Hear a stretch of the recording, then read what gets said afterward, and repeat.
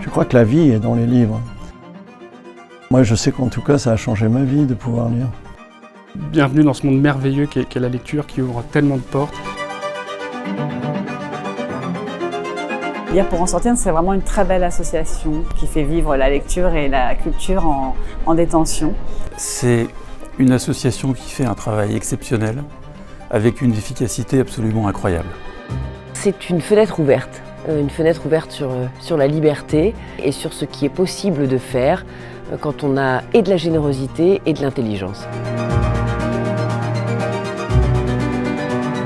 Lire pour en sortir représente pour moi une aventure humaine collective depuis plus de 10 ans, avec beaucoup de moments extrêmement importants et riches, et qui ont permis de faire en sorte que la lecture soit au cœur de la réinsertion et donne leur chance finalement à ceux qui n'en ont pas eu. Tu vois, c'est tellement mieux quand on est sûr de soi, que l'on porte au bout des doigts du courage, du courage, du courage. Même quand on a fini de creuser, de piocher, d'arracher le minerai, même quand on a sorti sa tête. La lecture et la culture sont une merveilleuse manière de se réconcilier avec la vie et d'appréhender pour beaucoup de détenus des expériences qu'ils n'ont pas eu la chance de pouvoir faire dans leur vie précédente. Et lire, c'est aussi avoir accès aux mots, à un vocabulaire qui est riche et donc à la richesse de l'existence en elle-même. La lecture et la littérature donnent cette liberté d'être à la fois ce qu'on est et de faire ce qu'on veut. Tout semblait irréel. Je me sentais aimée, désirée, plus précieuse que l'or, il me le déclarait.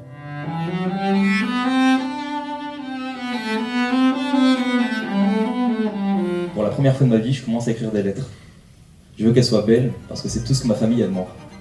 Si je devais transmettre un message à quelqu'un qui découvre la lecture, je lui dirais que c'est un lieu dans lequel il est en sécurité. De lire tout le temps, de lire soir et matin, de lire tous les livres, quels qu'ils soient. La lecture, ça demande cet effort, un effort qui est tellement gratifiant. Le premier pas est le plus difficile.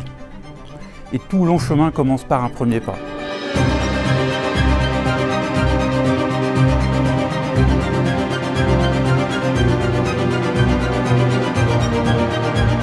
C'est accessible à tout le monde. C'est accessible à tout le monde et c'est pas un imaginaire très lointain qui serait fait que pour une certaine catégorie de personnes. Les ateliers qui sont menés par Lire pour en sortir en détention, c'est leur rappeler ça, leur rappeler qu'ils peuvent s'en saisir, que tout le monde peut lire, que tout le monde peut écrire, plus ou moins bien, mais on peut s'améliorer, on y travaille.